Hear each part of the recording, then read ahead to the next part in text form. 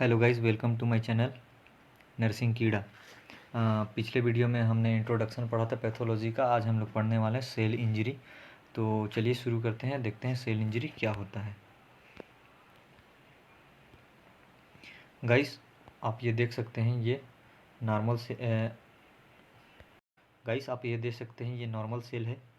और जब ये सेल इंजर्ड हो जाता है तो उसका स्ट्रक्चर कुछ इस टाइप से हो जाता है, जिसमें जो उसका माइटोकॉन्ड्रिया है, जो उसके जो न्यूक्लियस है और जो भी सेल ऑर्गेनल्स हैं वो पूरी तरह से डिजनरेट हो जाते हैं और अपना वर्क करना बंद कर देते हैं। तो चलिए आगे चलते हैं। चलिए सबसे पहले डेफिनेशन देखते हैं। Cell injury is a condition of pathological changes due to excessive distress when adaptation are not possible. यानी कि सेल कब इंजर्ड होता है। इंजर्ड कहने का मतलब क्या है, सबसे पहले आप ये समझिए कि मान लीजिए ये क्या है, एक सेल है। सेल क्या कर रहा है, अपना एक्चुअल फंक्शन, जो इसका एक्चुअल फंक्शन है वो करना क्या कर दे, स्टॉप कर दे। जो इसका एक्चुअल फंक्शन है वो करना क्या, स्टॉप कर दे, तो उसको क्या बोलते हैं, सेल इंजरी बोलते हैं। तो सेल इंजरी कब होता है कि सेल इंजरी एक पैथोलॉजिकल कंडीशन है।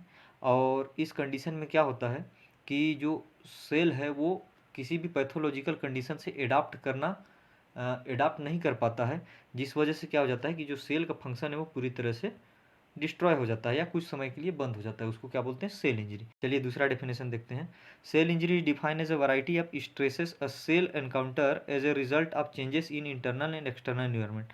मतलब कोई भी जो सेल है वो क्या करता है कि वैरायटी ऑफ इनकाउंटर से गुजरता है। कोई भी पैथोलॉजिकल कंडीशन या कोई फिजियोलॉजिकल कंडीशन हो सकता है जिससे क्या हो सके, सेल अपना डैमेज हो सके, सेल क्या हो सके, डैमेज हो सके। जिससे क्या हो जाता है कि उसके इंटरनल और एक्सटर्नल इन्वायरमेंट में चेंज आ जाता है, जिस वजह से क्या होता है, सेल इंजर्ड हो जाता है। इसी को क्या बोलते हैं, सेल इंजरी बोलते हैं। मैं आशा करता हूँ कि ये डेफिनेशन क्लियर हो गया होगा। चलिए आगे बढ़ते हैं। अगर हम बात करें सेल इंजरी के टाइप्स की, तो जो सेल इंजरी है वो दो टाइप्स का होता है। पहला है रिवर्सिबल सेल इंजरी एंड दूसरा है irreversible cell injury. Reversible cell injury नाम से ही क्लियर हो रहा है कि ऐसे रिवर्सिबल सेल इंजरी में क्या होगा कि जो सेल होगा वो इंजर्ड होगा, लेकिन अपने फिर से नॉर्मल पोजीशन में वो वापस आ जाएगा और अपना एक्चुअल जो उसका फंक्शन है वो काम करना स्टार्ट कर देगा। लेकिन इरिवर्सिबल सेल इंजरी में क्या होता है कि जो सेल होता है वो इंजर्ड होता है और वो दोबारा अपने बैक टू नॉर्मल कंडीशन में वापस नहीं आ पाता है।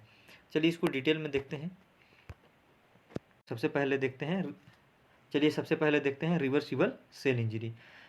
It denotes pathological changes that can be reversed when the stimulus is removed and the cellular injury has been mild।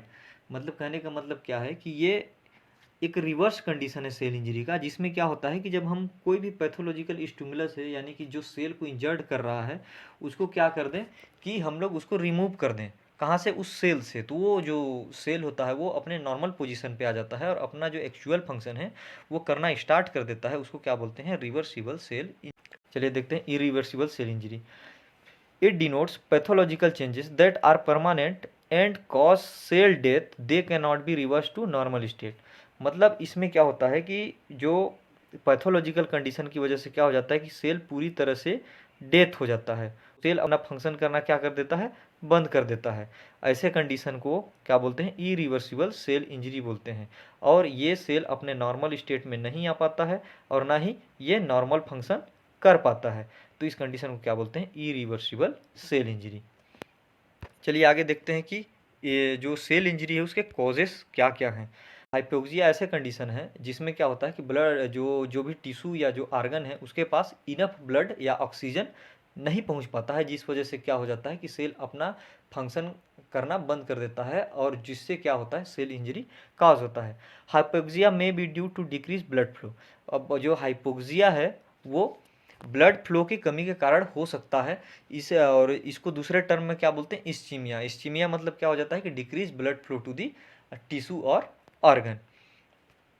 चलिए नेक्स्ट देखते हैं कि किस वजह से सेल इंजरी कॉज हो सकता है। तो इसका दूसरा कॉजेज है फिजिकल एजेंट। फिजिकल एजेंट जैसे कि क्या बोलूँ मैं, मैकेनिकल ट्रॉमा। जैसे कि अगर रोड ट्रैफिक एक्सीडेंट हो गया, रोड ट्रैफिक एक्सीडेंट में जानते ही हैं कि अब क्या हो जाता है कि अगर कहीं पर भी एक्सीडेंट होता है तो एक्सेसिव लॉस ऑफ ब्लड होता है। ब्लड के लॉस होने से क्या हो जाएगा कि जो सेल या जो टिश्यू है वहाँ पर इनफ ब्लड सप्लाई नहीं हो पाएगा, जिस वजह से क्या हो जाएगा, सेल इंजरी कॉज हो जाएगा। इसके बाद है थर्मल ट्रॉमा। थर्मल ट्रॉमा जैसे कि हीट हो गया, अगर आप डायरेक्टली कॉन्टैक्ट टू हीट आ जाते हैं, जिस वजह से क्या हो जाएगा, आपका स्किन का जो टिश्यू है या जो सेल है वो क्या हो सकता है, डैमेज हो सकता है। उसके बाद आता है इलेक्ट्रिसिटी। इलेक्ट्रिसिटी से भी क्या हो सकता है कि आपका जो स्किन या टिश्यू है वो हाईली रूप से डैमेज हो सकता है। इसके बाद है रेडिएशन। रेडिएशन तो one of the most important causes है, जिससे क्या हो सकता है, सेल इंजरी होने के चांसेस रहते हैं, और रेडिएशन से कैंसर सेल भी बढ़ने के चांस बढ़ जाते हैं। दोस्तों आपने देखा ही होगा कि जब आप ओटी या एक्सरे एक्सरे रूम में जाते हैं तो आपको हमेशा एक प्रोटेक्टिव वियर करने के लिए बोला जाता है। वो इसलिए बोला जाता है कि ताकि आप रेडिएशन से बच सकें। और नेक्स्ट कॉजेस है रैपिड चेंजेस इन एटमॉस्फेयर। दोस्तों एटमॉस्फेयर में लगातार अगर आप चेंजेस हो रहा है तो उस वजह से भी क्या हो सकता है, सेल इंजरी हो सकता है। फॉर एग्जांपल आप किसी ऐसे जगह पे रहते हैं जहाँ का टेम्परेचर एकदम लो है, लेकिन जैसे ही आप अचानक अगर ऐसे जगह पे जाते हैं, फॉर एग्जांपल आप नॉर्थ ईस्ट में रहते हैं इंडिया के, और आप डायरेक्टली चले जाएं तुरंत ही एरोप्लेन से आप कहाँ चले जाएं, साउथ अफ्रीका की ओर चले जाएं, वहाँ गर्मी ज़्यादा पड़ती है।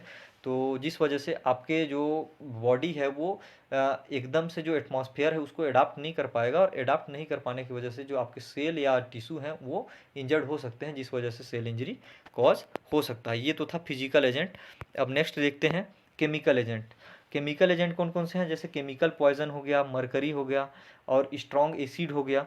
स्ट्रॉन्ग एसिड बोले तो H2SO4 या हाइड्रोक्लोरिक एसिड, अगर ये सब अगर आपके बॉडी के डायरेक्टली कांटेक्ट में आ जाते हैं तो आपको सेल इंजरी का सामना करना पड़ सकता है। इसके बाद है इन्वायरमेंटल पॉल्यूशन, इंसेक्टिसाइड। आपने बहुत ही केस सुना होगा कि गांव के जो अक्सर लोग रहते हैं वो क्या करते हैं, जो किसान भाई होते हैं वो इंसेक्टिसाइड का किसी कारणवश सेवन कर लेते हैं, जिससे उनकी क्या हो जाती है, मौत हो जाती है। तो इंसेक्टिसाइड, पेस्टिसाइड हो गया, ये सबसे क्या हो सकता है, सेल इंजरी हो सकता है। और इसके बाद जो नेक्स्ट कॉजेस है एल्कोहल। एल्कोहल भी हमारे बॉडी के लिए अति ही एल्कोहल भी हमारे बॉडी के लिए हानिकारक है। एल्कोहल हमारे बॉडी के जो लीवर होता है और किडनी होता है उसको अफेक्ट करता है।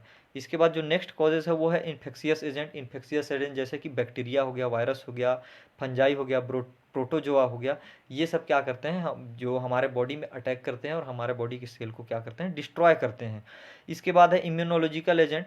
इम्यूनोलॉजिकल एजेंट में जैसे कि अगर आपके बॉडी में हाइपर सेंसिटिविटी रिएक्शन हो रहा है या ऑटो इम्यून डिसऑर्डर है, इस वजह से क्या होगा कि जो हमारा सेल है वो इंजर्ड हो सकता है। ऑटो इम्यून डिसऑर्डर ऐसे डिसऑर्डर को बोलते हैं जिसमें क्या होता है कि जो हमारा बॉडी का इम्यून सिस्टम है वो हमारे बॉडी के सेल को ही फॉरेन मटेरियल की तरह बिहेव करता है और उसको अटैक कर देता है, जिससे क्या हो जाता है, सेल इंजरी कॉज हो सकता है। इसके बाद है न्यूट्रिशनल डीअरेंजमेंट। अगर आप ज़्यादा खा रहे हैं या कम खा रहे हैं उस वजह से भी क्या हो सकता है, सेल के पास या तो ज़रूरत से ज़्यादा ग्लूकोज पहुंच जाएगा या ज़रूरत से कम ग्लूकोज पहुंच जाएगा। इससे भी क्या हो सकता है, सेल इंजरी कॉज हो सकता है। अगर ज़रूरत से ज़्यादा अगर आप खा रहे हैं तो आपको ओबिसिटी हो सकता है, डायबिटीज़ मेलाइटस हो सकता है। इसी तरह से डायबिटीज़ मेलाइटस क्या करता है, जो हमारे बॉडी में शुगर के लेवल को बढ़ा देता है, और शुगर के लेवल बढ़ने से हमारा बॉडी क्या हो जाता है, जो बॉडी के सेल या टिश्यू हैं वो क्या हो जाते हैं, डीजनरेट होना स्टार्ट हो जाते हैं। अगर वहीं मैं बात करूं कि न्यूट्रिशनल डेफिशिएंसी डिसऑर्डर जैसे कि क्वासी वर्कर हो गया, मरासमस हो गया, इसमें क्या हो जाता है, बॉडी में प्रोटीन और एनर्जी की कमी हो जाती है, जिससे क्या होता है कि जो बॉडी के जो सेल हैं वो अच्छे से ग्रोथ नहीं कर पाते हैं और अच्छे से फंक्शन नहीं कर पाते हैं, जिससे क्या होता है कि जो टिश्यू या सेल है वो क्या हो जाता है, इंजर्ड हो जाता है। इसके बाद नेक्स्ट बात करूँ तो इसके नेक्स्ट कॉजेज़ हैं साइकोलॉजिकल फैक्टर। साइकोलॉजिकल फैक्टर में जैसे कि मेंटल डिसीज़ है, जो मेंटल डिसीज़ किस वजह से क्या कॉज हो रहा है, जैसे मेंटल स्ट्रेस हो गया, एंजाइटी हो गया, या तो ज़्यादा आप फ्रस्ट्रेट हो रहे हैं या टेंशन ले रहे हैं, जिस वजह से भी क्या हो सकता है, हमारा जो सेल है वो उस जो हमारा सेल है उसमें क्या हो सकता है, इफेक्ट पड़ सकता है। इसके बाद बात करूँ तो जेनेटिक कॉजेज़ हैं, जैसे कि जेनेटिक कॉजेज़ क्या होते हैं, जो parent to their children transfer होते हैं। उनमें एग्जांपल है डाउन सिंड्रोम। डाउन सिंड्रोम में क्या होता है, जो क्रोमोसोम नंबर 21 है वो उसमें क्या हो जाता है, अल्टरेशन हो जाता है। तो जो क्रोमोसोम के वजह से, अल्टरेशन की वजह से भी क्या हो सकता है, जो हमारा जो सेल या टिश्यू है उसमें क्या हो सकता है, अल्टर हो सकता है, और हमारा जो सेल और टिश्यू है उसका क्या फंक्शन अल्टर्ड हो सकता है, जिससे सेल इंजरी कॉज हो सकता है। अब बात करते हैं पैथोजेनेसिस ऑफ सेल इंजरी, यानी जो सेल इंजरी है वो कॉज कैसे होता है।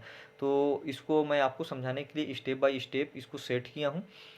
तो सबसे पहले स्टेप में क्या होता है कि decrease generation of cellular ATP, यानी कि जो सेल में एटीपी का फॉर्मेशन होता है कहाँ पास, माइटोकॉन्ड्रिया में, वो क्या हो जाता है, उसका एटीपी का जनरेशन कम हो जाता है। जो एटीपी है वो जानते ही होंगे आप कि एटीपी से क्या होता है कि हमारे बॉडी को एनर्जी मिलता है, जो हमारे सेल हैं उनको एनर्जी मिलता है।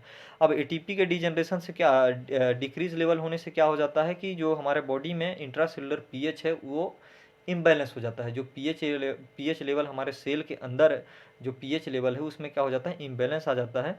और उसके इम्बैलेंस होने से क्या होता है कि जो हमारे सेल के बीच में सोडियम पोटेशियम पंप होता है जो क्या करता है, रेगुलेट करता है, वो भी क्या हो जाता है, इम्बैलेंस हो जाता है।